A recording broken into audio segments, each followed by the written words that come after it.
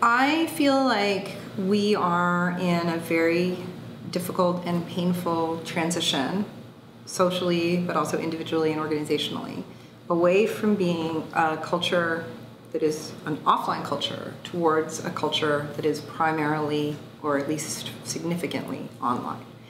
And there's so much pain around that. There's so much anxiety, there's so much real displacement, and there's so much confusion, and people feel so overwhelmed.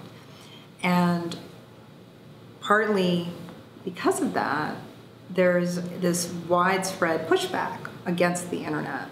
And, you know, I sometimes use the analogy of my war on Christmas. At a certain point in my adolescence, I was just totally done with Christmas. I just decided I hated Christmas, and every year I would dig in and just totally try and avoid every Christmas party, try and convince my mom we should go away, not have family Christmas, the whole 9 yards. And after about 14 or 15 years of that, it occurred to me that I was not going to win this battle. Christmas was not going to stop, and I was just going to have to come to terms with it and deal with Christmas. And, you know, I feel like that's where a lot of people are at with the internet, is they are fighting it and wanting it to not be this huge part of our lives. And then there's a small number of people who are kind of running in headfirst and jumping in with great enthusiasm and getting the message from the people around them that what they're doing isn't real and isn't valid, because this new world of the internet is so anxiety producing for so many people. And I really feel like those of us who are passionate about the internet and are comfortable about the, you know, life living online, and who love the internet, you know, we need to stop apologizing for that. And we need to get real comfortable with how online we are, and at the same time really compassionate for the much larger number of people who are finding this transition very, very difficult. And if we can honor our own online existence and acknowledge it and feel comfortable in it, then we can welcome other people and kind of be the Sherpas to bring folks for whom it's a harder transition into this online world, and in a way that works for them. I mean, part of it is the internet gets kind of handed to you by the IT guy in the configuration of your browser, and the email client that gets installed, and the way meetings are scheduled in your office.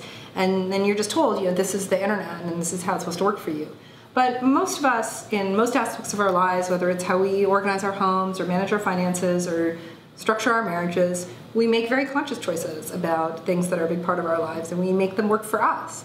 And what we all need to learn how to do with the internet is to make those same kind of choices, to think about, you know, what is it that I want to spend my time on, who's important to me, where do I want to give my attention, and let that experience, let those priorities drive how we spend our time online, and then we can have an amazing life online, and we can experience it as real and meaningful. But as long as we are doing what other people tell us to do, or just taking the computer as it's handed to us, then of course the internet's not going to feel real, because it's just going to feel like some tool that reflects someone else's priorities. So that process of really embracing the internet as a meaningful and significant part of your life, and then taking ownership of that experience and making it work for you, is probably the biggest job that our generation has to do. 6 months or a year ago, my kids said, what did kids do before the iPad? And I looked at them and I was like, what do you mean, what did kids do before the iPad? What did you do before the iPad? I mean, you were 5 when we got the iPad, you know? But that's how they're growing up, right? They're growing up in a completely immersed world.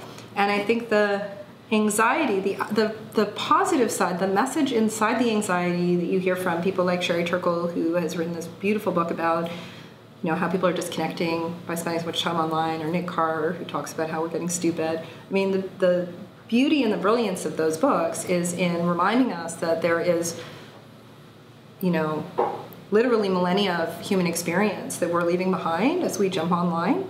And we really need to bring that experience with us, and we need to not lose sight of the importance of human connection. We need to not lose sight of the physical world. We need to not lose sight of the beauty of immersing yourself in a book or in an idea. And the challenge is that if those of us who are old enough to remember the analog world are so scared about the transition that we just back away from it, or we devalue the online world, then we leave it to the generation that is growing up entirely online to define how that world will work. And we lose all the inherited wisdom that what we should actually be doing is baking into the internet, right? What we want is everybody to kind of take that campfire and hearth and home and physical world and relationships and like those great evenings where you sit around drinking wine with your friends and figure out how you do that virtually in a way that's meaningful so that we can carry our human experience and our human wisdom into a new way of being.